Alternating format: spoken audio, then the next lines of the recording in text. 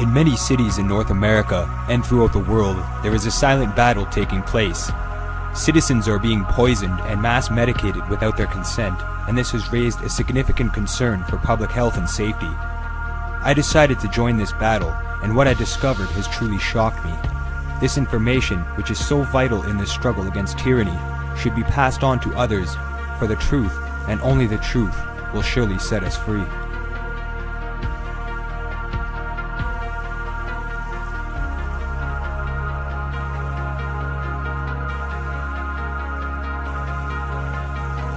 Why do they stick fluoride in our water when fluoride is the main ingredient of Prozac? No, I don't think so, but it can be a carcinogen. Let's see, it was the Nazis that first put Prozac in the water, or I should say fluoride. Fluoride is 90% of Prozac. Mandrake, have you never wondered why I drink only distilled water or rainwater and only pure grain alcohol? Well, it did occur to me, Jack, yes. Have you ever heard of a thing called fluoridation? Fluoridation of water? Yes, I have heard of that, Jack, yes. Well, do you know what it is? No. Do you realize that fluoridation is the most monstrously conceived and dangerous communist plot we have ever had to face? This, you see, amounts to public murder on a grand scale. It is a public crime, it would be, to put fluoride in the drinking water of people. Brush with New Q toothpaste. New Q helps toughen your teeth. Toughens teeth by strengthening tooth enamel with stannous fluoride. Stannous fluoride, the same kind of fluoride, recognized by many American dentists as helpful in reducing new cavities. And Q helps fight new cavities with a fresh new taste, a taste designed to tempt your whole family into brushing more.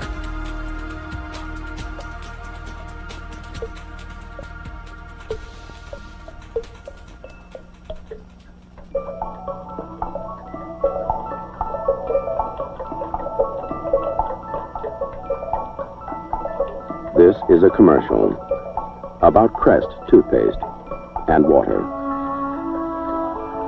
Clean, healthy drinking water. Water has a lot in common with Crest. One of the minerals some drinking water can pick up on its way to you is fluoride. Fluoride is what makes Crest so good at fighting cavities. Fluoride can actually make tooth enamel healthier, tougher, more resistant to cavities. People who have fluoride in their drinking water usually have very healthy teeth. So do Crest users. But if you have fluoridated water, do you need Crest?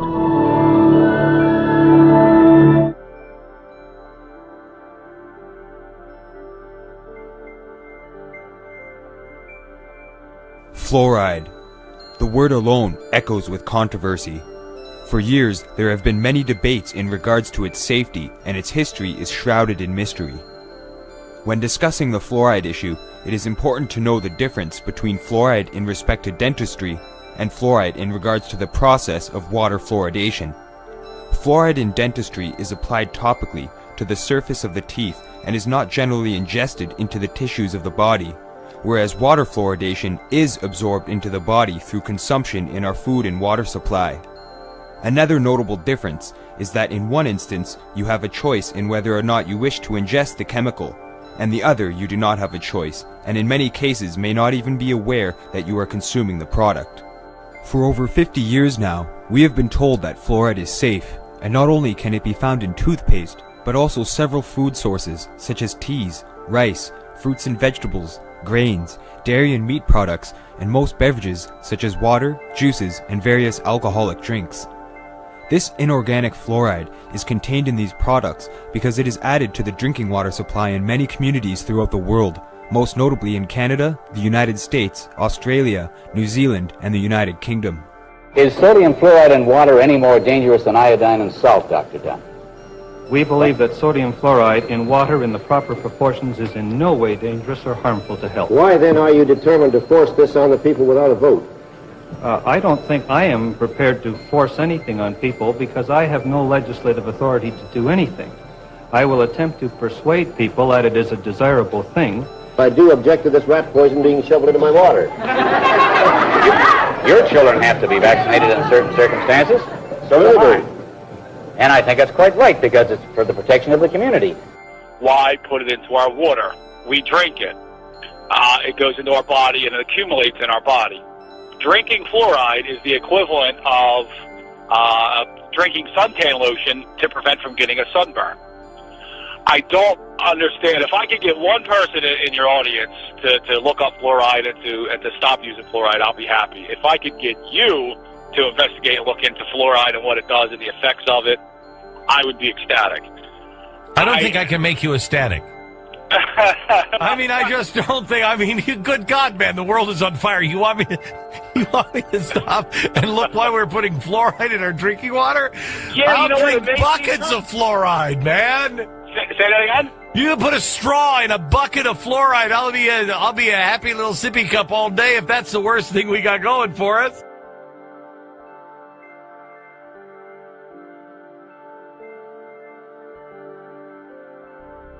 Despite the fact that we are told fluoride is safe, many communities in these areas are involved in a silent battle with their local political representatives to have it removed from their municipality's drinking water supply. If fluoride consumption and topical application of this substance is so safe, then why is there such protest over its usage? What is the truth in this matter, and how does it affect our health and safety as individuals? I wanted to find out the answers to these questions, and had the opportunity to speak with one of Canada's top experts on water fluoridation, Peter Van Colart. My name is Peter Van Colart. I'm the director of the Environmental Training Institute and the vice president of the Canadians Opposed to Fluoridation organization situated in Canada. I've been training water and wastewater operators in the environmental sciences for approximately 33 years. And the fluoridation issue for me came to light 10 years ago when one of my students said to me that I was really washed up with regard to the current information about fluoridation. I said to him, tell me what your evidence is, show me what your evidence is, and I'm willing to listen. He produced 4 videotapes for me, and when he produced the 4 videotapes, what happened was that I went back to my hotel room and stayed up that night before the next class the following day, and from that point on, in 2004, I've been fighting to get fluoridation ceased in the country and in my municipality and other municipalities in the province of Ontario, and I won't stop until I finish doing it for the entire country of Canada. Next up, we have Peter Van Colart. I hope I've said that correctly. From the Environmental Training Institute. Sir, are you in the audience?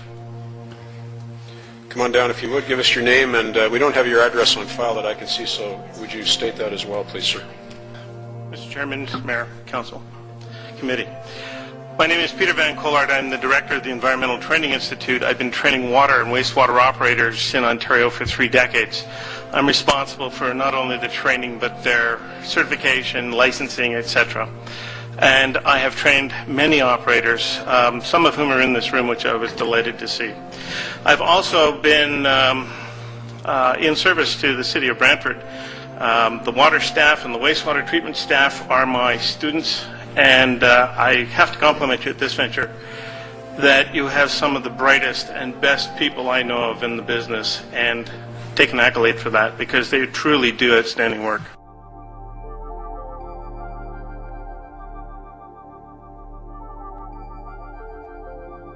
I'm just going to type the word fluoride in. Fluoride. Fluoride. And let's see what we get here. Now I'm not going to look at the web results, I'm going to look at the image results. And take a look at what we have here. Alright, we have, first picture is dentures. Second picture here is a comic about people dumping poison into water mains. Then it says, tap into a healthier smile, with a very sinister looking image there. But the point I'm trying to make is that most of these images, I would say a good 80% of these images, if not more, are against fluoride. Let's go to a definition of what water fluoridation is. And when you take a look at this, it's very simple. There are many definitions for it. This is probably the most simple and most distilled. The substance at the time in 1945 was sodium fluoride. It's an ionic compound, and all that means is that it separates very easily in water when it's dissolved in water. We have considerations that we're looking at now with regard to fluoridation. We're not using the simple compound sodium fluoride. In fact, very few places are using it these days. We're using something called fluorosilicates. And I'm concerned about the contaminants that come across with the fluorosilicate usage. I'm also concerned with the lead that leaches into the water as a result of the action of fluoride in the water distribution system. The issue really is one of getting to use the terms correctly. The word fluoridation to a dentist means fluoride applied to the teeth because of oral health products, dental products, and products that the dentists use in their office under supervision, professional supervision, for the benefit of their patients. My argument is not with dental fluoridation, because that's a topical application onto the teeth. It works on the surface of the teeth, and it's not my area of expertise. My area of expertise is water treatment and water distribution. And that kind of fluoridation requires the user to take treated drinking water laced with the fluoridation chemicals and then ingest them. And the idea that the fluoridation chemicals only do something to benefit the teeth through ingestion and not harm any other tissues in the body is lunacy. Fact remains that 98% of our population suffers adversely from dental ill effects, and it seems to me only reasonable to try and do something to prevent this horrible increase in Why don't tooth you decay. advise that they clean their teeth? Well, we've done that until our heads are flat, hitting them against brick walls.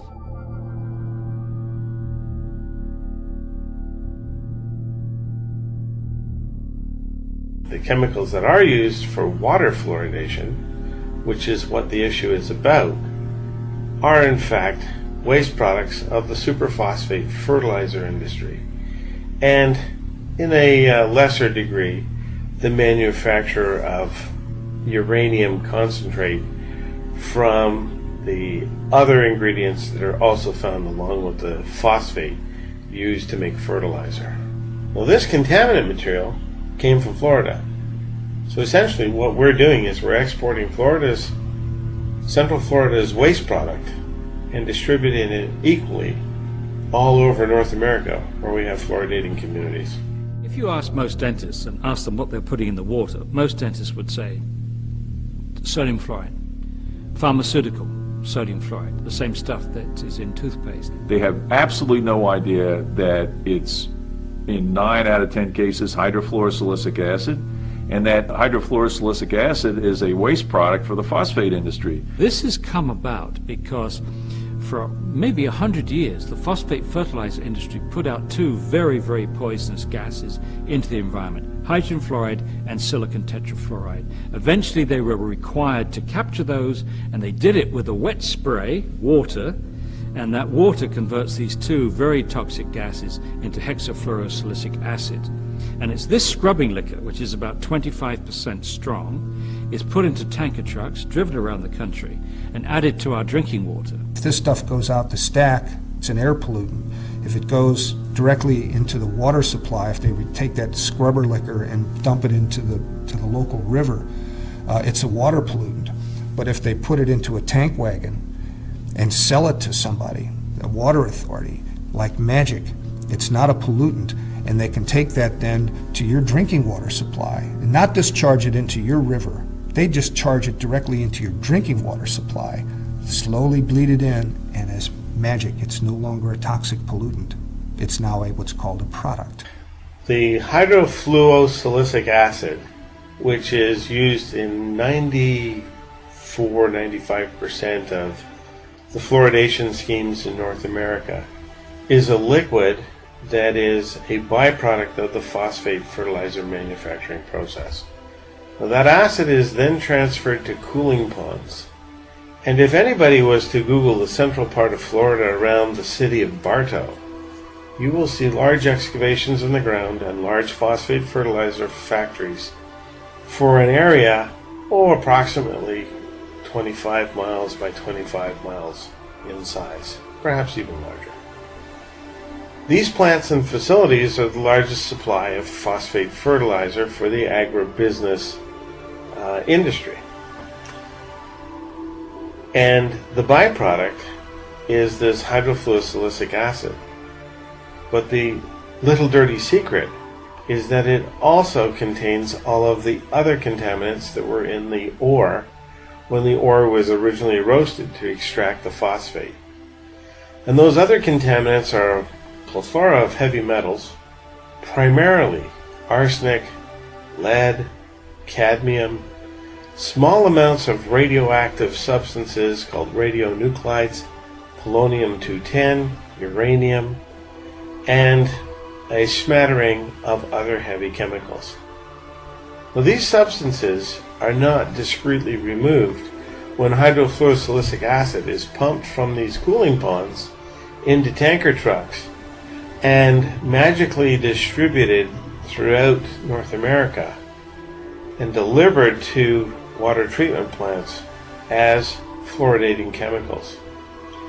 These chemicals carry with them small percentages of those contaminants, and measured on a pound for pound basis, I've calculated from one certificate of analysis that a tanker truck full of hydrofluorosilicic acid is delivering to a water supply an additional 8 pounds of lead that would otherwise not be in the treated drinking water. This is all introduced into the water supply, and it's dribbled in at amounts that essentially produce anywhere from 180 to 250,000 times dilution factor. Now, to most people, they would think, oh, well, that's a very tiny amount. The problem is, those contaminating substances, although they do not often exceed the limits allowed for those substances in drinking water, once they've been diluted into the drinking water, were not substances that were in the drinking water at the levels that are now in the drinking water once the hydrofluorosilicic acid is added. So populations needlessly get exposed to higher levels of things that we do know are carcinogens. We don't have any acceptable level of allowance for poisons like arsenic and lead because of their known deleterious effects.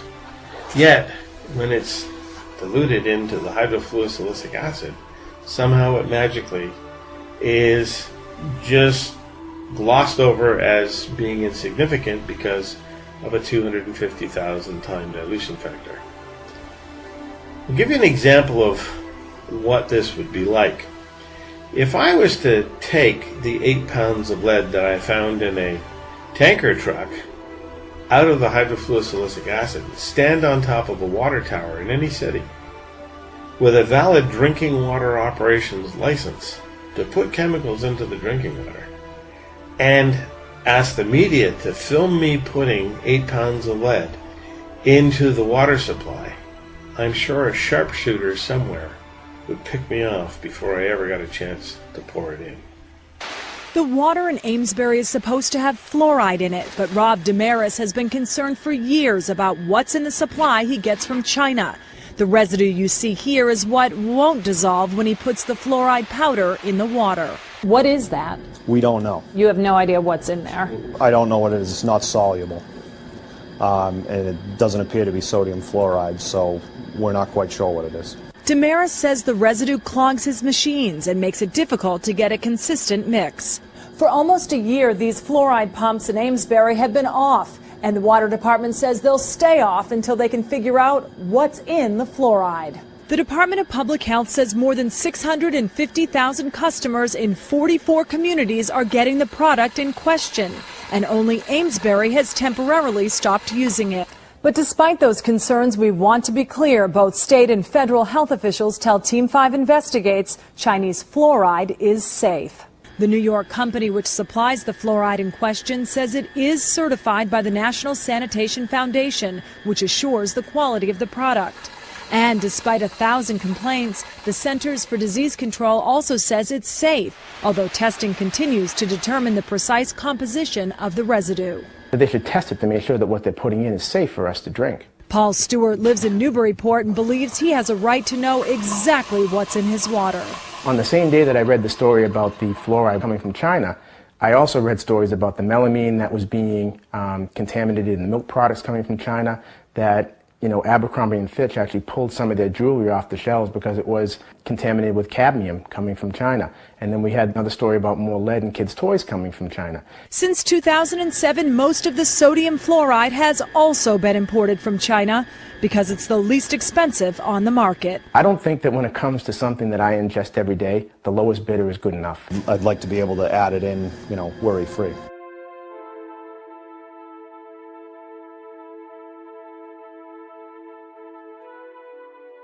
What is the truth about fluoride? You may remember in the not-so-distant past when you would see warning labels on tubes of toothpaste that you'd buy for your children or use in your home. And these warning labels clearly stated to not ingest the toothpaste, that if you swallowed an amount of toothpaste larger than a pea size, to contact poison control immediately.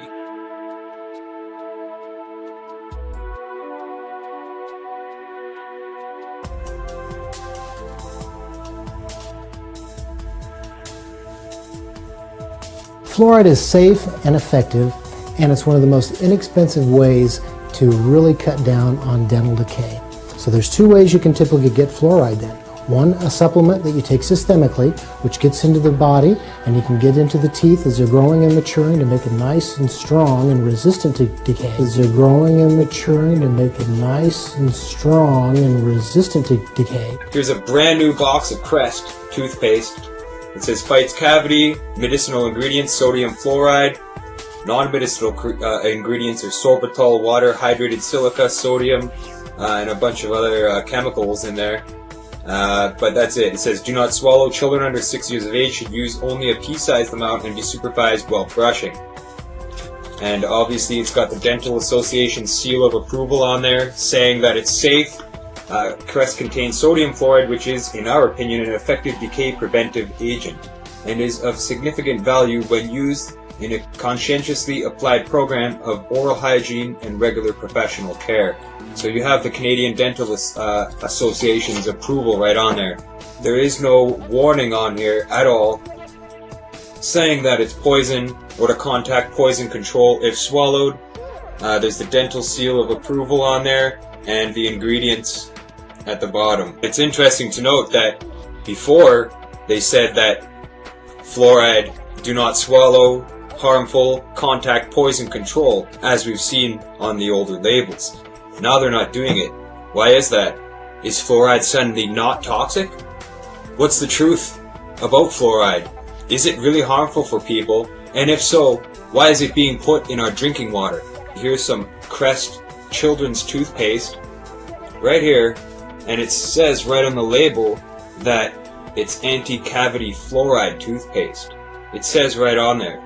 But on the back, there's no poison control, there's no warning not to ingest it, and they also flavor the toothpaste so that it tastes like bubblegum or like fruit or like juice, so that it's more tempting for the child to actually swallow the toothpaste. There is no warning label or anything like that. Hi, Dad. I heard. He had 2 cavities. It's time for ACT. ACT Fluoride Rinse can cut cavities 40% more than brushing alone, because ACT gets to surfaces a brush can miss. ACT now to reduce cavities 40%. When should I start using fluoride toothpaste with my child. Okay, well, first of all, congratulations on your beautiful baby. Thank you. When a child's teeth first erupt from the gum, just clean them with a wet washcloth, okay? When they get to be about 1, get a toothbrush, just use water. And then when they're about 2, put a pea-sized amount of toothpaste on the toothbrush and you brush their teeth for them. What happens is a child likes it and they tend to suck on it. They'll eat too much toothpaste. It makes them sick to their stomach. It's not going to hurt them badly, but they will get sick to their stomach. So a little bit of fluoride when they're about 2.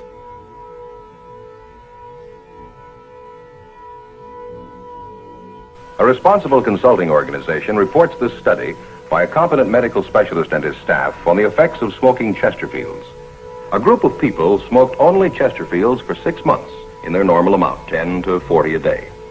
45% of the group have smoked Chesterfields from 1 to 30 years for an average of 10 years each. At the beginning and end of the 6 months period, each smoker was given a thorough examination including x-rays. The examination covered the sinuses, nose, ears, and throat. After a thorough examination of every member of the group, the medical specialist stated, "It is my opinion that the ears, nose, throat, and accessory organs of all participating subjects examined by me were not adversely affected in the 6 months period by smoking the cigarettes provided." Remember this report and buy Chesterfields, regular or king size. Premium quality Chesterfield, much milder.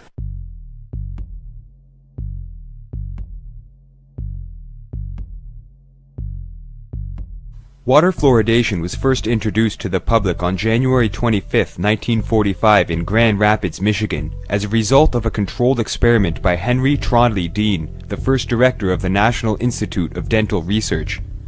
This controlled experiment was an investigation to see if water fluoridation aided in the prevention of tooth decay. Prior to the water fluoridation experiment, and providing the supposed influence of the Grand Rapids study, was the research of a mysterious dentist, Frederick Mackay, and the father of operative dentistry, Green Vardaman Black. In the early 1900s, a then unknown phenomena was occurring called Colorado brown stain, which was now referred to as dental fluorosis. With the help of other researchers, the two dentists discovered that fluoride was the contributing factor to their mottled teeth, and determined that it also prevented cavities.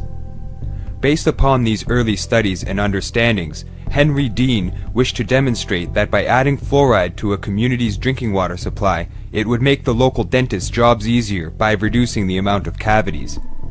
Fluoridation became an official health policy by the U.S. Public Health Service in 1951. Many people believe that water fluoridation was first introduced in the Russian gulags of Siberia and then later adapted into the Nazi concentration camps to make the prisoners more docile and acceptable to the conditions there.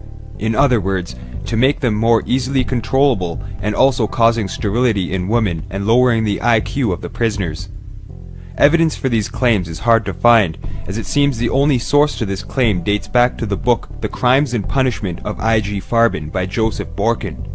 Despite this claim, there is apparently no evidence or documentation of this. However, there are some very curious links in regards to the early days of water fluoridation and its pioneers. These links could provide the keys to unlocking a massive conspiracy and clear and intentional violations of human rights on a massive scale. Henry Trondle Dean, the pioneering investigator of water fluoridation, served with the United States Army during World War I until 1919, when he returned home to continue his private practice in dentistry. In 1921, Dean entered the United States Public Health Service and worked in U.S. Marine hospitals until he was placed in charge of dental research at the National Institute of Health. In 1945, he became director, and following World War II, he directed epidemiologic studies for the German Army. When the Natural Institute for Dental Research was established in 1948, he was given the director position, which he held until his retirement in 1953, where he soon joined the notorious American Dental Association and its secretary of the Council on Dental Research. Another curious figure is Dr. William Lorne Hutton, known as a pioneer in diphtheria control and responsible for adding fluoride to the drinking water in Canada shortly after it was introduced in the USA on June 20th, 1945. During World War I, Hutton served overseas with the Royal Canadian Regiment as a medical officer until he was wounded on October 1st, 1916. Hutton became the head medical officer of health in the city of Brantford, the first Canadian city to fluoridate their water. For the first 3 months, they did not even notify the public. Dr. Hutton was also the president of the Eugenics Society of Canada between 1930 and 1938, during which time he became the head medical officer in Brampton in 1937. Hutton was the author of many papers on the subjects of public health and eugenics, a very curious combination of subject matter. The Eugenics Society of Canada was formed in November 1930 in Toronto, Ontario, and was influenced by the Eugenics Society of Great Britain as well as the American Eugenics Society. The group was headed by A.R. Kaufman, founder of the Kitchener-based Kaufman Rubber Company and nicknamed Canada's Mr. Birth Control because of his involvement in various sterilization programs and the eugenics movement. In honor of Kaufman, a public school and YMCA family center in Kitchener have been named after him. In 1932, Dr. Hutton became the Eugenics Society's president. Addressing the third annual convention of the Eugenics Society, Hutton declared that the falling birth rate among intelligent people of the Anglo-Saxon race was a racial and economic disaster because those who strive the most are just the ones who hesitate to have children. He also warned that the population of mental deficients is growing far more rapidly than is the general population. After the initial experiments for water fluoridation in 1945, further research was done to determine the appropriate levels of fluoride to add to the water supply.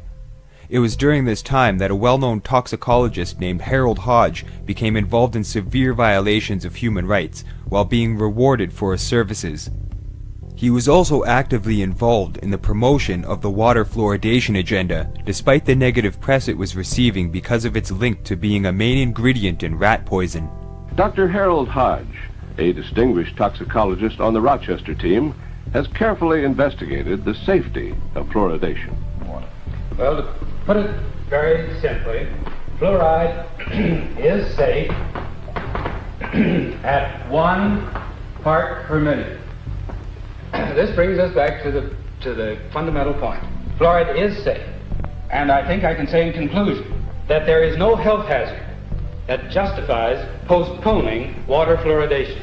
Hodge was also selected to head the United States Atomic Energy Commission's Division of Pharmacology and Toxicology for the Manhattan Project, the research and development project responsible for producing and testing the first atomic bombs.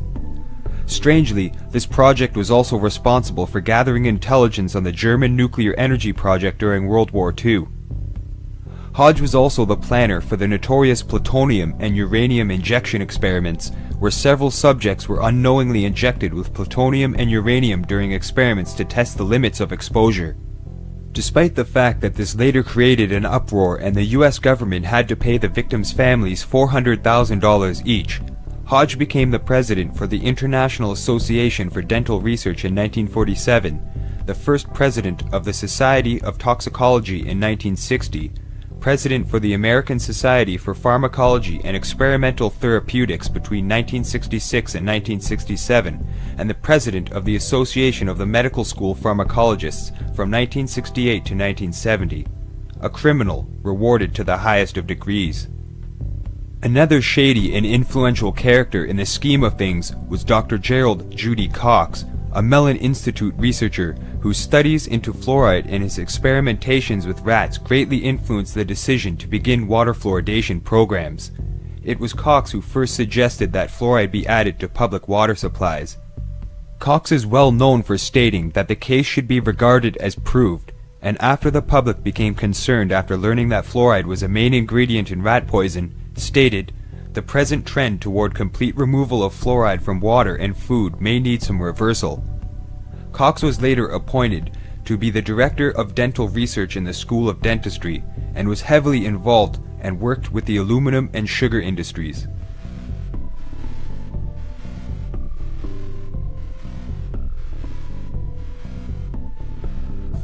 The largest fluoridated population on the planet is the United States.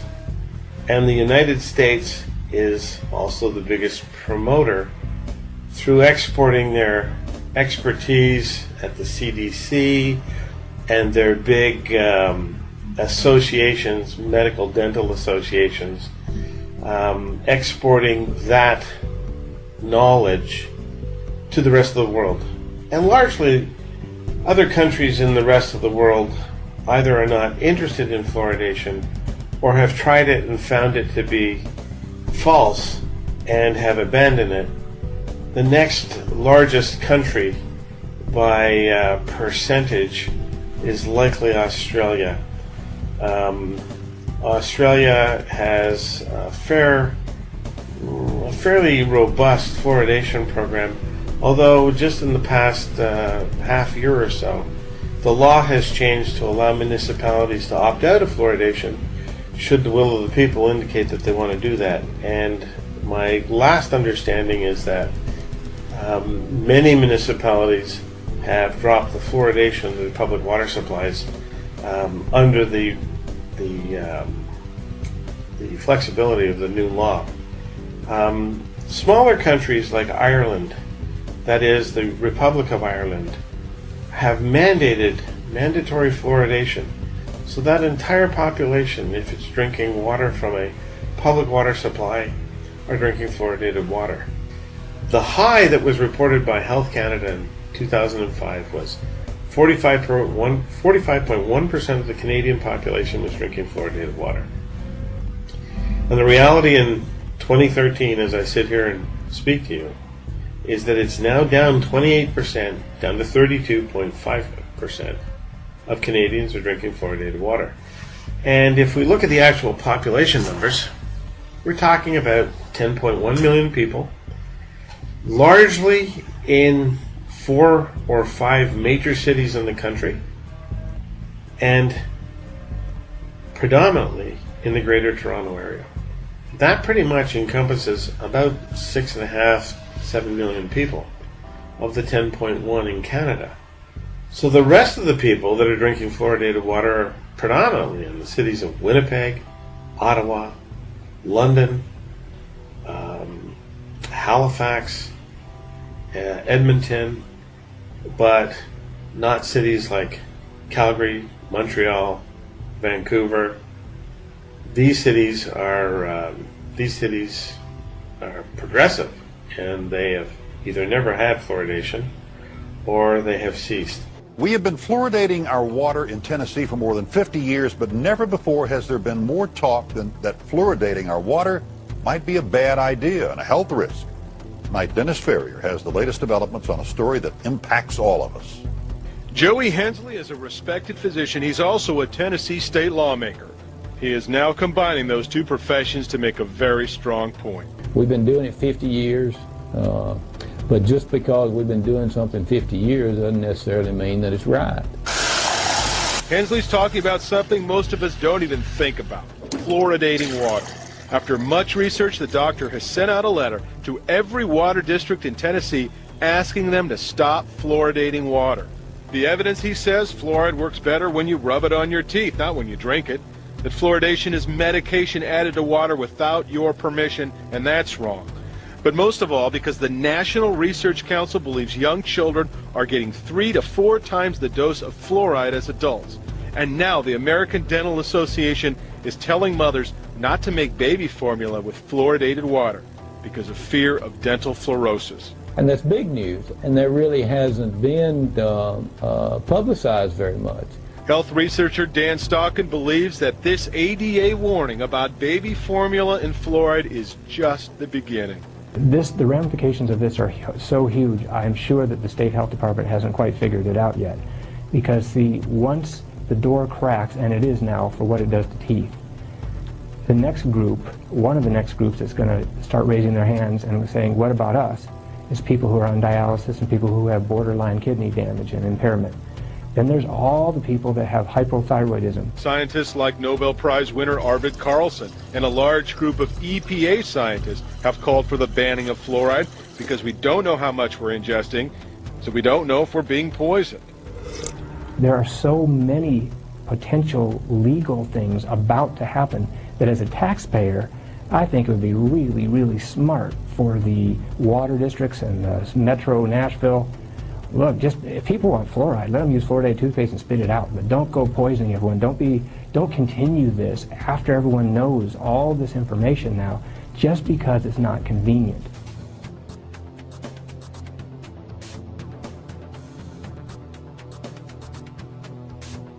The issue about where do you get information is really important.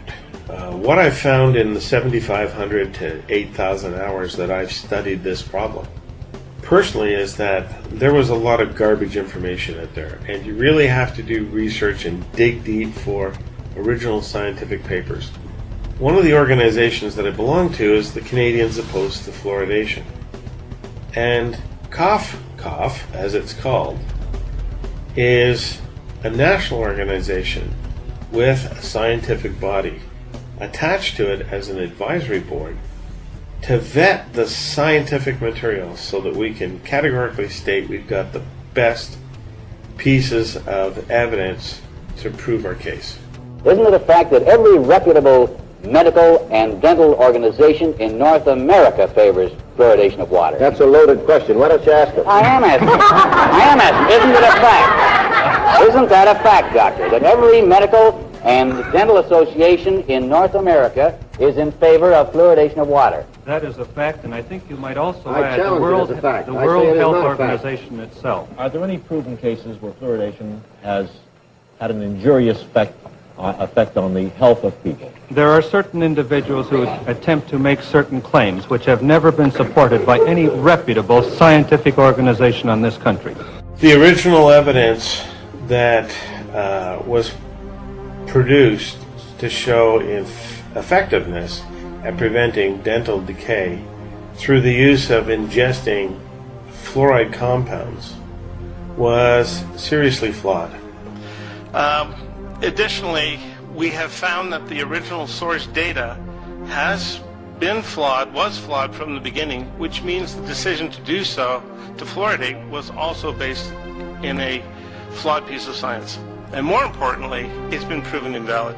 Dr. Sutton, Philip Sutton, was a pioneer in deconstructing the statistics of the day back in the late 50s and the early 60s to prove the statistical flaws in the methodology that was used, so that the conclusions that were drawn at that time were not relevant to the purported claims.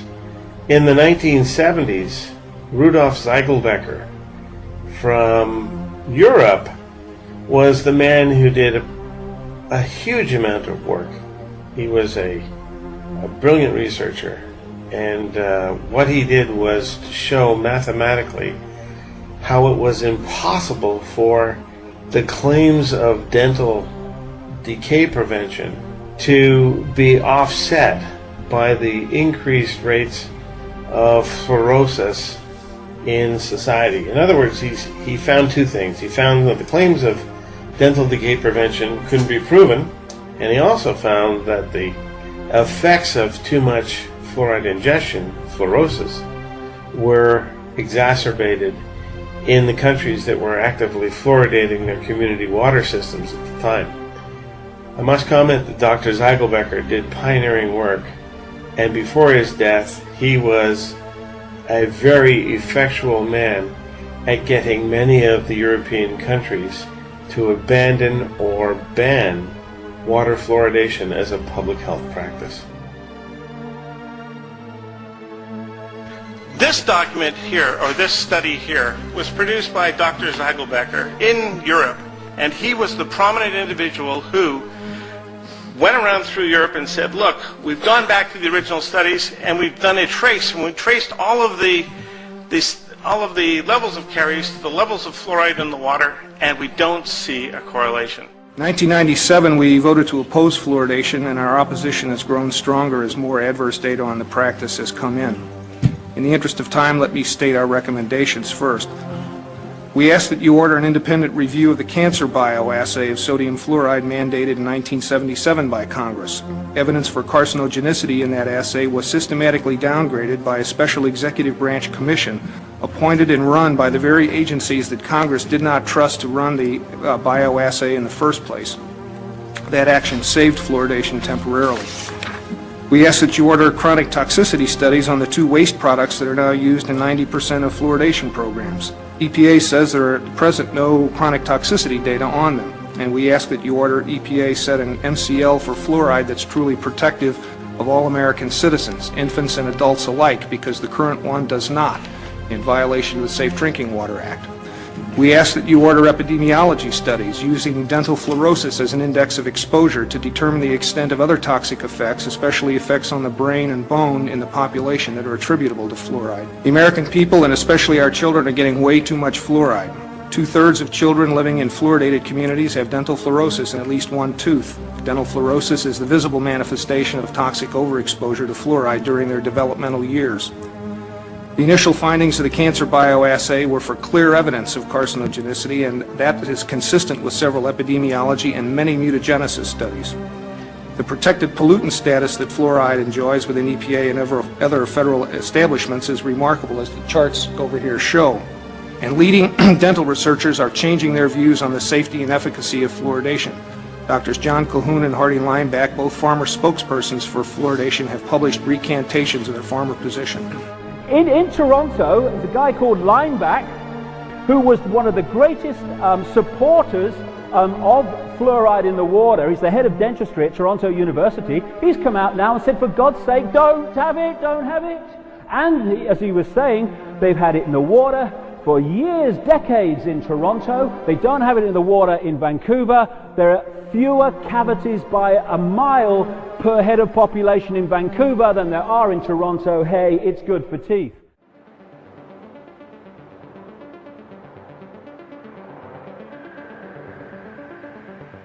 The other thing is that the products that go into water are supposed to be approved, and there's some approvals called NSF 60 and an AWWA standard, the American Water Works Association standard. None of these standards have done the health testing of this substance. If you were to write your supplier of this substance and demand the health test data, they cannot provide it.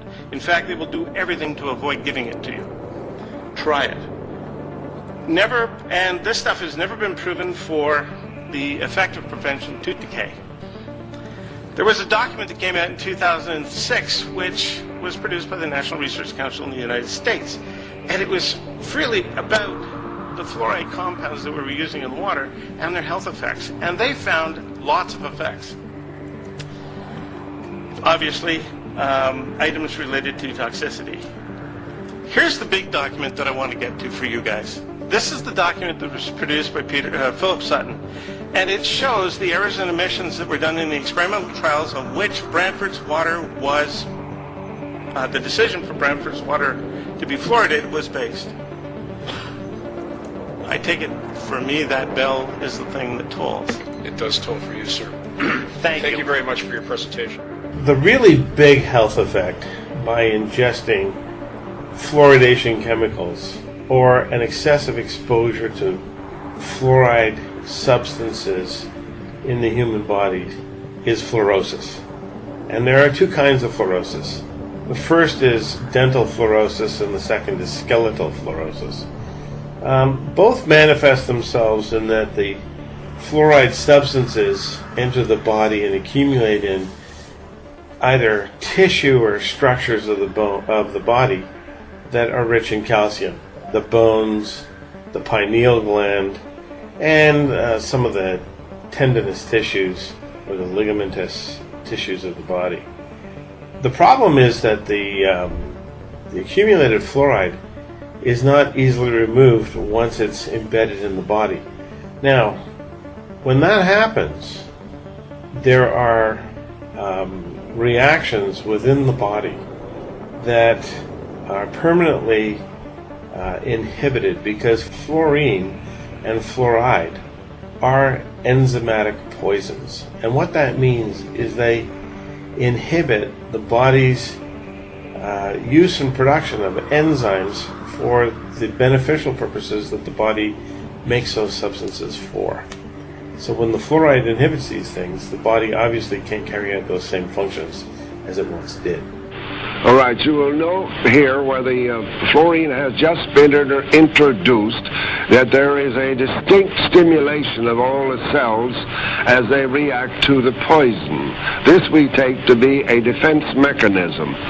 Then things begin to slow up and reproduction is definitely inhibited.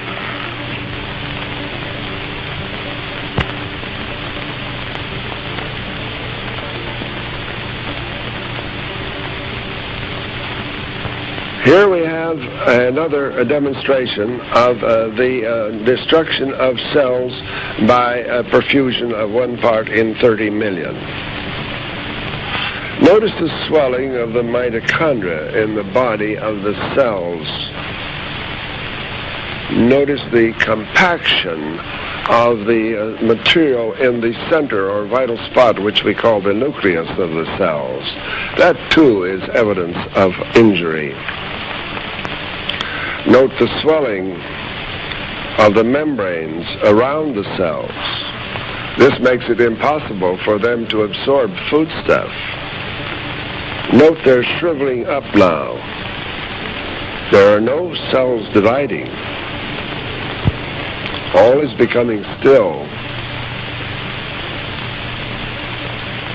Most of the cells are dead or dying. This demonstrates the toxicity of this material. In summary, I wish to make it very clear again that this film, which you have just seen, is a graphic record of what we and Drs. Berry and Trillwood have seen in our cultures when they were perfused with dilute solutions of sodium fluoride.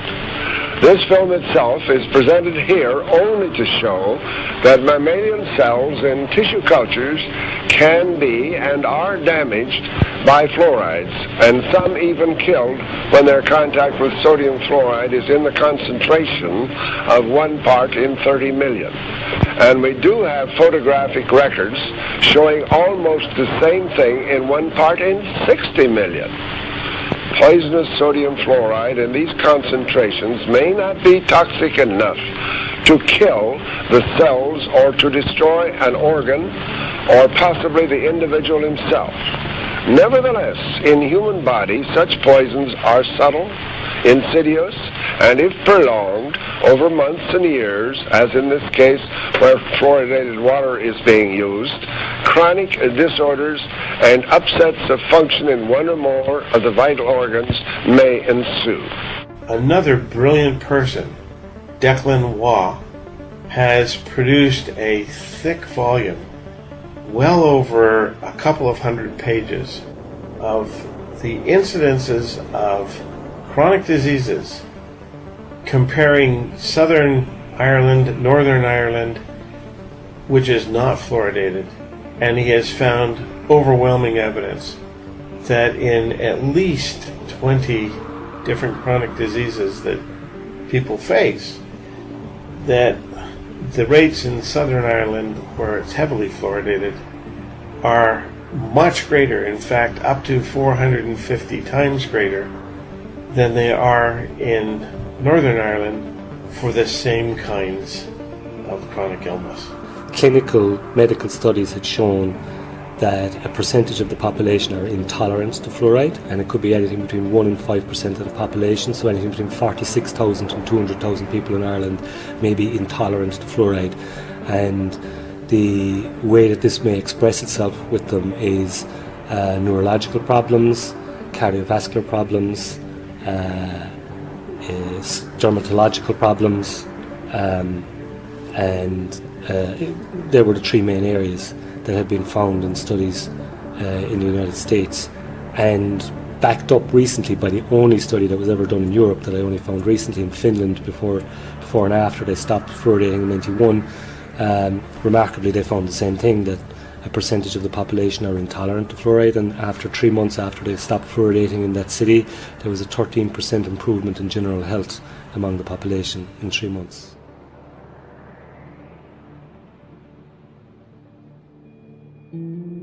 Our studies involve comparing the deaths of all persons in the 10 largest fluoridated cities of the United States with the 10 largest non-fluoridated cities in the United States year by year.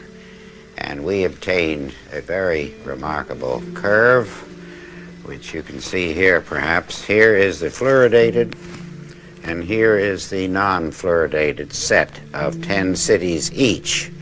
Here's where the fluoridation started, and before this time, both sets of cities were identical.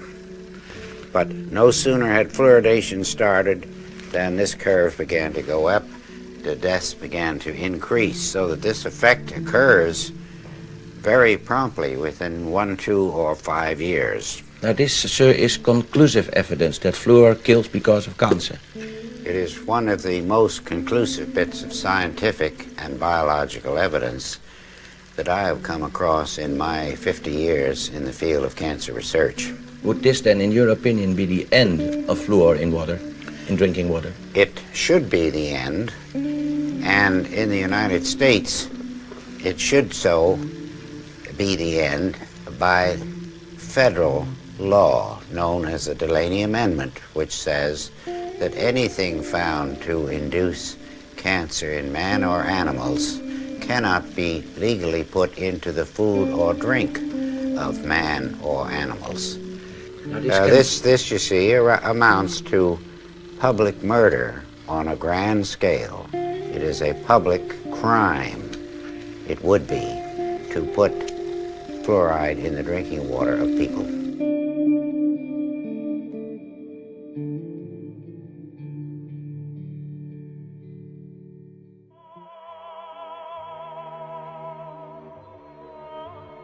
The fluoridation of the US's water supply has been going on for over 50 years. There has never been any testing on what it actually does to the pineal gland of the brain before 1990. Let's take a look at what the pineal gland is and what it does.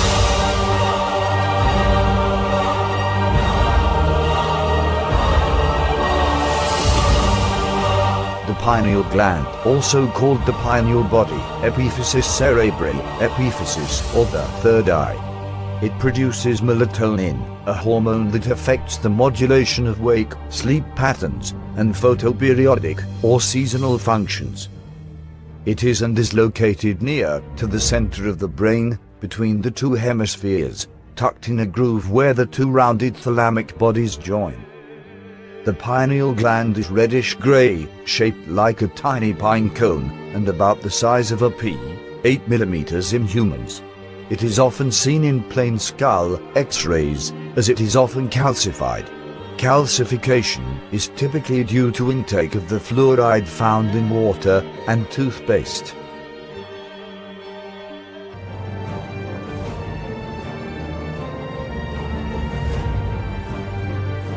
Now we know it is shaped like a pine cone and is the size of a pea, and fluoride calcifies it. Let's go back to where it mentions the third eye and see what that means.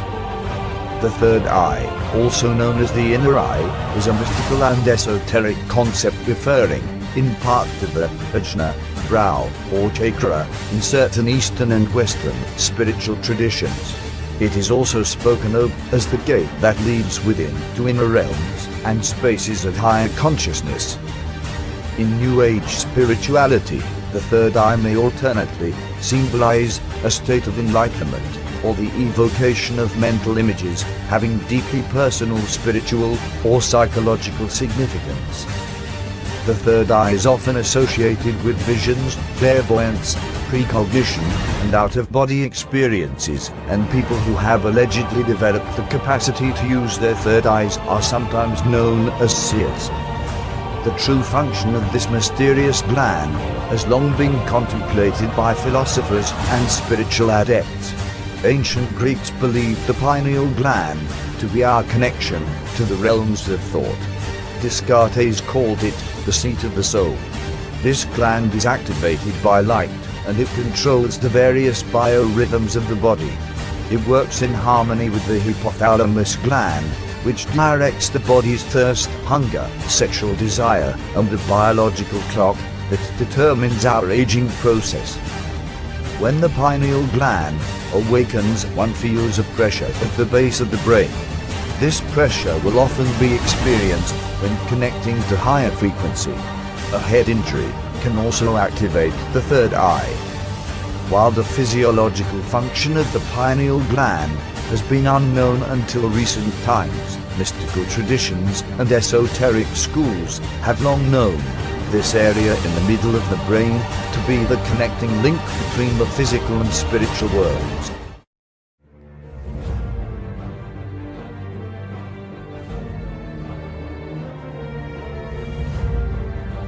I used to think, just how far down the foxhole do I need to go to find out exactly what it is that is being hid and what is it they want from us, when all I had to do all along was to look in the other direction, behind my eyes, in the center of my brain, to see it. It all makes perfect sense now.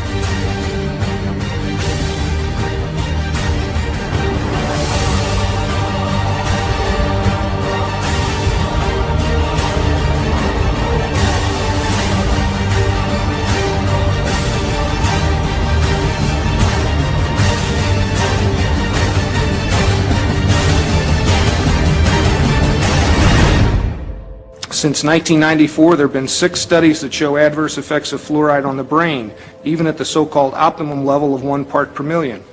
The epidemiology studies that we recommend above should make a prime effort to look at brain effects, given the national concern over attention deficit and hyperactivity disorder and autism in our children. Let me explain my first concern, which remains my top concern. The level of fluoride in mother's milk, mother's breast milk, baby's first meal, is extremely low. It's 0.004 parts per million. That means a bottle-fed baby in a fluoridated community in the United States, where we fluoridate the water at 1 part per million, is getting 250 times higher dose of fluoride than a breastfed baby. And that is extremely disturbing. For the first half year of the baby's life, the fluoride can get into the brain. And this is not the time, in my view, and the view of many other scientists, that a baby should be exposed to fluoride at 250 times the level in mother's milk. Many pharmaceutical drugs, and most notably psychotropic and antidepressant medications, are known to contain high amounts of fluoride compounds. Some drugs, such as Prozac, are nearly entirely composed of the substance, and this has caused quite a stir because it is added to many communities' drinking water supply. Therefore, entire populations are being mass medicated without their consent, a clear and calculated human rights violation. Amounts of fluoride can also be found in anesthetics, steroids, anti-inflammatory agents, antibiotics, antacids, appetite suppressants, antihistamines, antifungal antibiotics, and many other medications. It is also found in Teflon and many other industrial products. Because of its use in behavioral modification, it is quite apparent that those in the industry are fully aware of its implications and yet still poison and medicate the water supply without our consent. On September 20th, 1991, the FDA held a hearing to address public concern about the ill effects of taking antidepressants and psychotropic medications. Many chilling stories were presented during this hearing. However, those chosen to sit on the panel to review these testimonies were largely members of the drug companies and pharmaceutical organizations, providing a clear and present conflict of interest. I'll ask the committee to vote on the following statement. There is credible evidence to support a conclusion that antidepressant drugs cause the emergence and/or intensification of suicidality and/or other violent behaviors. Those in favor of that statement vote yes. Those opposed to that statement, no. And Dr. Dunner has left a proxy which makes it a unanimous of 10-0. Based upon what we have learned thus far, it seems quite obvious that there are significant health risks associated with fluoride consumption. It is also quite evident that fluoride intake has an effect on the brain, mental functions, and that children are targeted at a young age. It would seem this is done so that as the brain is developing, it has some sort of permanent effect on the child which over prolonged exposure and consumption can significantly influence their lives in negative ways. It is also curious that supporters of eugenics, military men, and factions of the government and health industry were the largest influence in pushing the water fluoridation agenda. It is almost as if they knew all along that ingestion of fluoride caused considerable health problems, and is quite likely that somewhere, hidden away in some forbidden archive, studies and experimentation were done behind closed doors and out of the public's eye.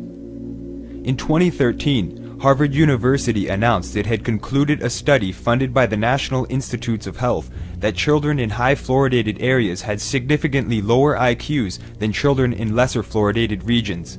Several other studies have also been conducted attributing many other psychological, neurological, and behavioral problems with fluoride consumption. Fluoridation chemicals not only have a negative impact on animals and human beings, but there are also considerable environmental risks as well.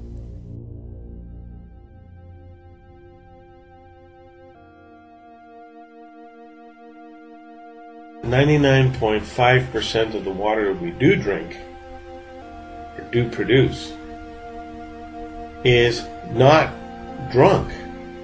Only 0.5% of the water is actually ingested.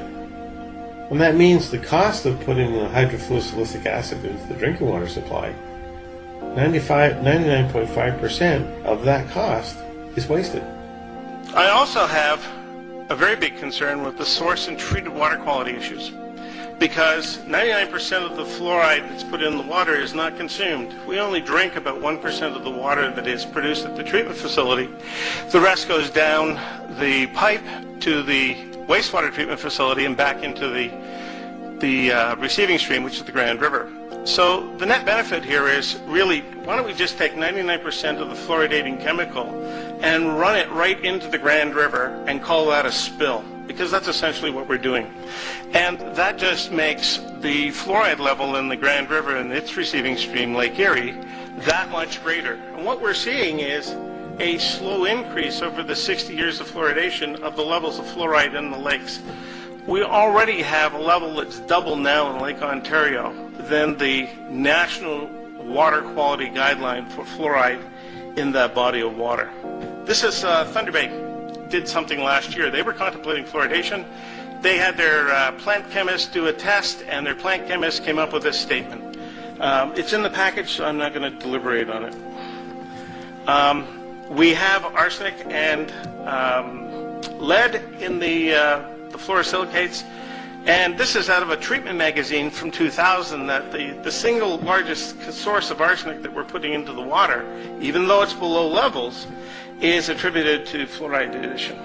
In Ontario, I've calculated that the average concentration in drinking water, which is between 0.5 and 0.8 parts per million, in an average community that fluoridates, will generate just less than 1 pound of fluoridated waste per person being returned back to the natural environment through the sewer system from the water that does not get consumed, but just gets passed through in a year. In other words, you can take your population and you can say roughly 1 pound per person per year is going to be the waste load of the fluoride and those co-contaminants back into your local watershed or water supply for the downstream community. Hydrofluorosilicic acid is an extremely dangerous and deadly chemical that's used in Austin. There was no mention, for example, of the material safety data sheets of how dangerous this chemical is. Number two is the fact that hydrofluorosilicic acid is also one of the most dangerous chemicals transported in Austin if there were to be a serious accident and a breaching of the container on the highway or the city streets. And a lot of people don't know the hazards associated with a spill and a breaching of one of these tankers that goes right through the city of Austin and to the treatment plants. First tonight, hazmat crews from all across our area responded to a chemical leak this afternoon in Rock Island. The chemical was so strong that it was burning through the concrete there. News 8's Christy Mergenthal has the latest. It was just before 1 o'clock Thursday afternoon when hazmat crews were called to the Rock Island water treatment plant for a chemical spill coming from this tanker truck. It's a corrosive agent that the water treatment plant uses, and there was an overflow that caused spillage out from the building onto this driveway behind me. As plant employees evacuated, crews began suiting up, working quickly to stop the leak that had begun eating through concrete. They stopped the leak using some earthen berms with dirt, sand, and some commercial boom equipment, and had it contained pretty much to this facility within a short amount of time. The chemical hydrofluorosilicic acid is used to add fluoride to the plant's water. Although it poses a burn risk to skin, those living nearby were in no immediate danger. There's no inhalation hazard at all, so there was no need for us to evacuate any residents around the area. After several hours, crews were able to clean up the leak, allowing operations to return to normal. They had to cordon off the area, obviously, but as far as the treatment of the water and the amount of water being used by the public, there's no effect on that at all. In Rock Island, Christy Mergenthal, WQAD Quad Cities, News 8. Thank you, Christy. Investigators tonight still haven't given an official estimate on just how much of that chemical spilled out. Dennis, let's make sure we're clear on this. Fluoride, it is in tea, it's in coffee, it's in water, it's in bread, it's in toothpaste, but it's actually a poison, right? It sure is, and here's the quickest evidence. Go to your bathroom and pick up your toothpaste, and you'll see a warning that if a child swallows more than a pea-sized amount of toothpaste, call poison control.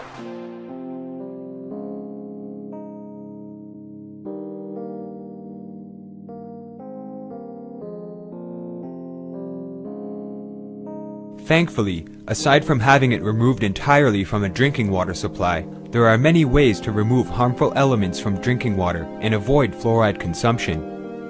Many companies are now offering fluoride-free toothpaste, and there are also several recipes online which explain how to make your own all-natural, organic fluoride-free toothpaste. There are also many devices which can be purchased that assist in removing contaminants from drinking water, such as reverse osmosis units and water distillers. All are quite effective in removing undesirable elements from your drinking water. This is a water distiller that we have in the middle here, which I'm pointing to. It's £150. I bought it online from www.h2olabs.co.uk, and I had to pay £20 delivery. And basically, it cleans water. So you put dirty water inside. You take this bit off the top. This black bit comes off, and the metal bit is hollow inside. You put your dirty water in there, so whether it's tap water, pond water, anything you want, and it distills it, and it's doing it at the moment. You can see the clean water dropping out into this container here, and gives you the closest you're going to get to pure H2O. It's like 99.9999%, I think it says on the website. So this is the best way to clean water, to ensure that you've got any kind of contaminants or anything that might be harmful out of it. The dirty water is heated to its boiling point, so by boiling it, it's killing any organisms or any bacteria or anything like that. The steam is then sterile and it rises up to the top. There's a fan at the top here, and as it cools it down, instead of it falling back down here, it goes through this complicated channel system and comes down and out through the spout here, and it's collected in the container. It goes through a charcoal filter in here, which changes the flavour. which makes it taste a bit nicer, so it's not so chemically, because pure H2O is a bit chemically. And then you've got your warm water in here, and because it's warm, it's better to do it overnight. It takes about 5 hours to do a whole gallon of water, and if you do it overnight, the water cools down as well, so you wake up in the morning and it's nice and cool. I was being medicated, like whether I liked it or not, it wasn't down to me, so I just kind of wanted to take control really, so I bought this. The reason for this video is I'm actually going to show you the crap that's left over, so you can actually see, you know, what you are actually drinking, because you can't see it when it's in when you've got it in water and you're drinking it. But when I show you what's left off in here, you'll actually see what you're actually passing through your body. It might make you think about it in with a bit more kind of concern. Okay, so the fan's now stopped, so it's finished, and as you can see, this is full, and we had to wait about half an hour because there would have been lots of steam inside. So we're going to open it up now, and I'm going to show you what's inside. Right, so the steam coming out. Okay, I'm just going to turn this off, unplug these things. Smell that? Can you smell it? Oh, that is disgusting. It's horrible, isn't it? It's gunk in it. Well, I've got a spoon. I'm going to stick it in and have a look, and then I'll scrape it out. Can you actually see that? Is there enough light? It's not really enough light. Wait. I'll tell you what, I'll move it over here and I'll scrape it out. Turn on this side. Right, let's go over here. Oh shit. That's disgusting.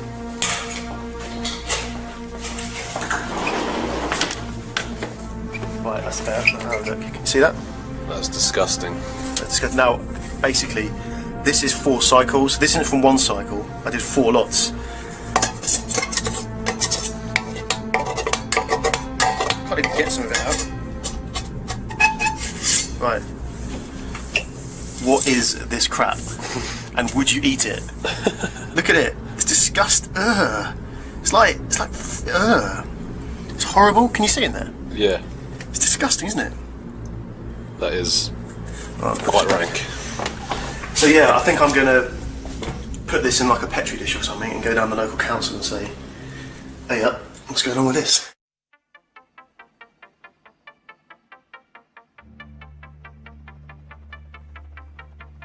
With the issue of fluoridation, the subject is so highly colored and biased by the proponents of fluoridation, mainly the medical dental lobby, spearheaded in Ontario by groups like the Medical Officer of Health and the Chief Medical Officer of Health for Ontario.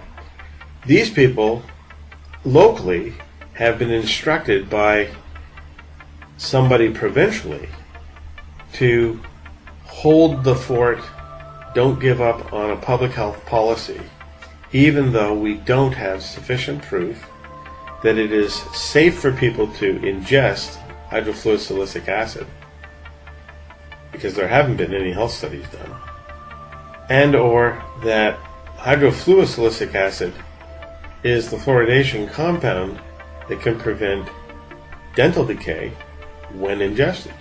We don't have any of those studies. If you don't look, you don't find. They would like to imply, because they don't see anything, there's nothing wrong. But if they're not looking, they won't find. You often hear the promoters say things like, oh, we've been doing this for 60 years, and if there's any problem, we would know about it by now. Oh, no, you wouldn't, unless you were doing the studies.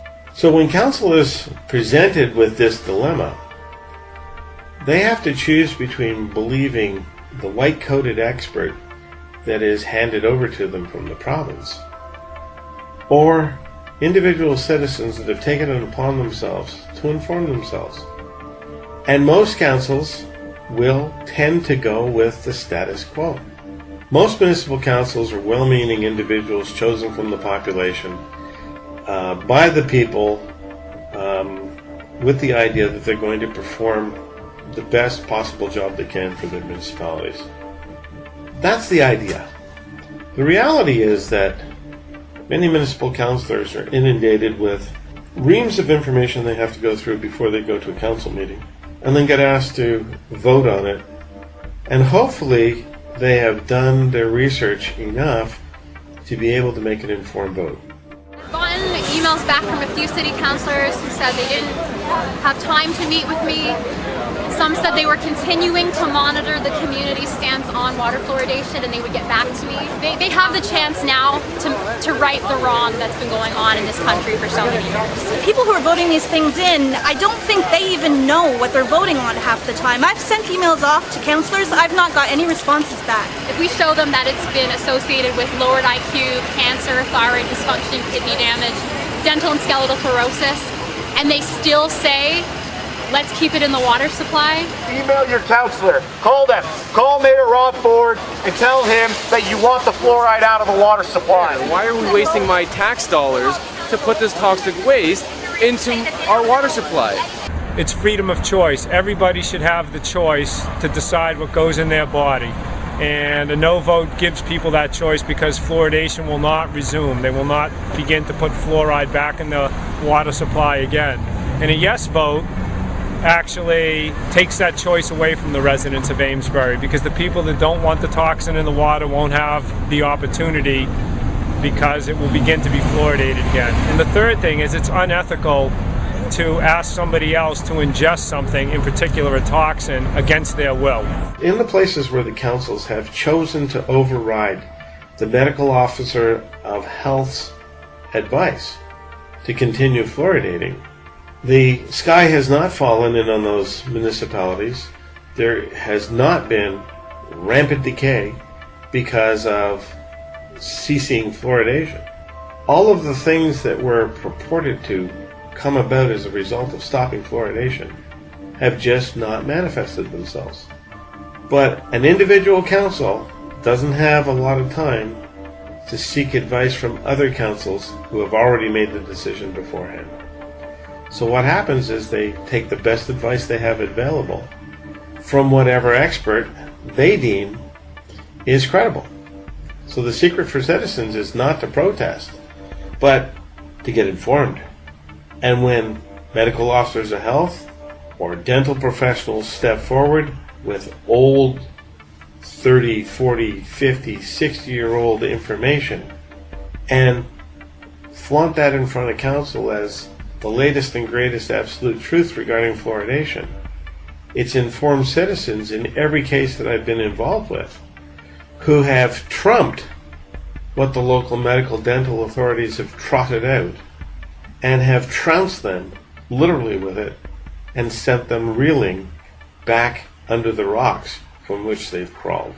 More than 30,000 people weighed in on the debate. In the end, the difference was just 195 votes in favor of stopping the fluoridation of Waterloo water. Well, I was pro-fluoride. I've said yes to fluoride. So for me, it's up to the citizens, and that's what the referendum is all about. Fluoridation started in 1966. The debate was intense. We had hoped that the message about science, about looking after our oral health and our overall health would resonate with the public. Well, this resident was in favor of the status quo. I'm not a doctor, I'm not a scientist, but from the common knowledge, I've been told to vote yes for fluoride. But this man who voted no was not convinced. I didn't hear too much talk about it with my coworkers or friends or family, which I thought was a bit surprising. The no side says the voters have made their wishes known. So even though it's a close vote, I think it speaks loudly to the wishes of the public. In advance of the vote, regional councillors who will ultimately approve the end of fluoridation made it clear they would honor the outcome. The next step appears to be clear.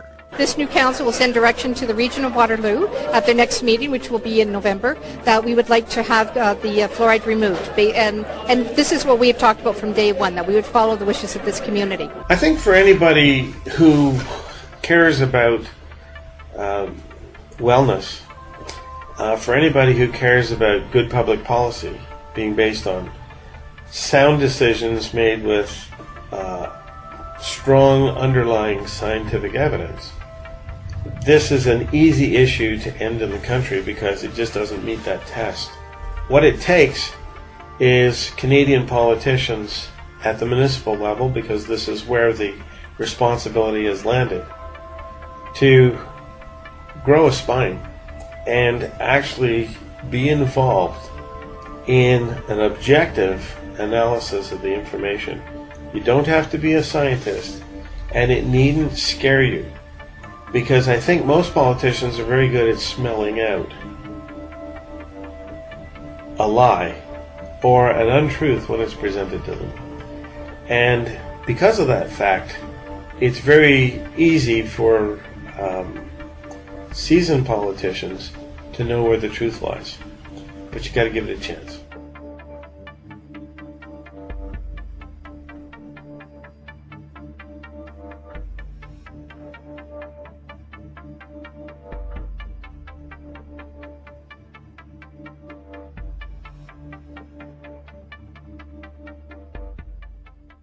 By now, it should be quite apparent that water fluoridation is an unethical, unproven, and unnecessary practice with considerable health and environmental risks involved.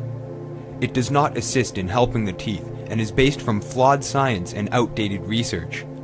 It's time to end water fluoridation all over the world, and the facts and information presented in this film should help you in addressing the issue with credible facts and sources.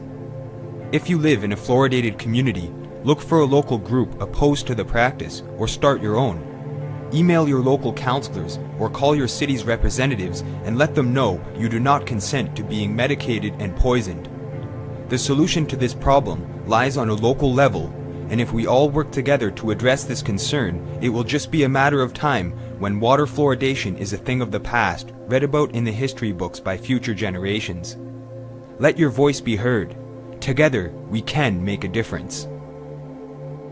If any individual wants to get involved in any local battle, they can also contact the Cough Cough general manager at our website, and we compile a list of active groups in various municipalities across the country, and we'll disseminate the name of concerned individuals who want to help out those local groups, so that citizens are not putting up multiple Facebook pages, they're not trying to create multiple user groups for the same effect, and then this way they can band together, not squander their resources, and get the best use out of the resources for the maximum effect, which is to stop this policy.